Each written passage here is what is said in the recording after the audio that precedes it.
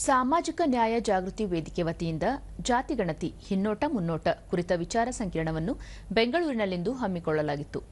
ಈ ವೇಳೆ ಕೇಂದ್ರ ಪರಿಸರ ವಿಜ್ಞಾನ ಅರಣ್ಯ ಹವಾಮಾನ ಖಾತೆ ಸಚಿವ ಭೂಪೇಂದ್ರ ಯಾದವ್, ರಾಜ್ಯ ಹೈಕೋರ್ಟ್ನ ನಿವೃತ್ತ ನ್ಯಾಯಮೂರ್ತಿ ಕೆ ಭಕ್ತವತ್ಸಲ, ಹಿಂದುಳಿದ ವರ್ಗಗಳ ಹೋರಾಟಗಾರ ಕೆ ಮುಕುಡಪ್ಪ, ರಾಜ್ಯ ಬಿಜೆಪಿ ರಾಜ್ಯಾಧ್ಯಕ್ಷ ಬಿವೈ ವಿಜಯೇಂದ್ರ, ಸಂಸದರಾದ ಗೋವಿಂದ ಕಾರಜೋಳ, ಪಿಸಿ ಮೋಹನ್ ಸೇರಿದಂತೆ ಮತ್ತಿತರರು ಉಪಸ್ಥಿತರಿದ್ದರು.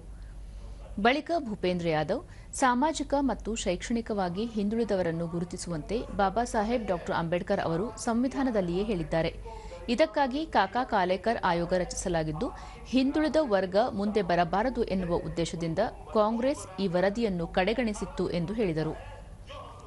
ದೇಶ ತುರ್ತು ಪರಿಸ್ಥಿತಿಯಿಂದ ಮುಕ್ತವಾದ ನಂತರ ಜನತಾ ಪಕ್ಷ ಕೇಂದ್ರದಲ್ಲಿ ಅಧಿಕಾರಕ್ಕೆ ಬಂದ ನಂತರ ಮಂಡಲ್ ಆಯೋಗವನ್ನು ರಚಿಸಿತ್ತು.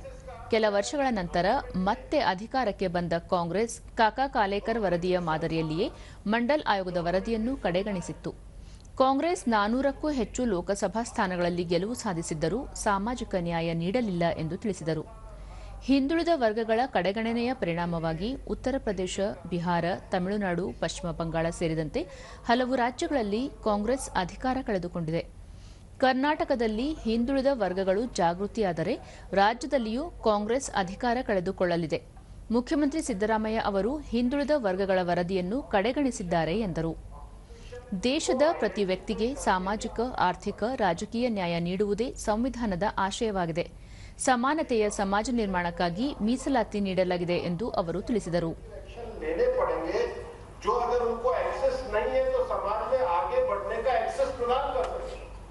मुद्रा से लेकर विश्वकर्मा तक योजनाओं के संकल्प ऐसे ही है।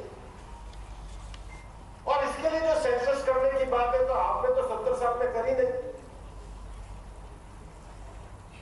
चलो, काका कालेकर कमीशन की रिपोर्ट को आपने नहीं माना, मंडल आयोग की रिपोर्ट को आपने नहीं माना, आपने ये नहीं करा कि आप कांग्रेस के कम से कम ओबीसी का संवैधानिक आयोग बनाते, वो भी आपने नहीं बनाया, क्योंकि आप इसकी कभी गणना चाहते ही नहीं थे। ये सेंसस करके समाज के हर व्यक्ति को न्याय पहुंचाने का काम पहली बार देश के प्रधानमंत्री श्री नरेंद्र मोदी ने।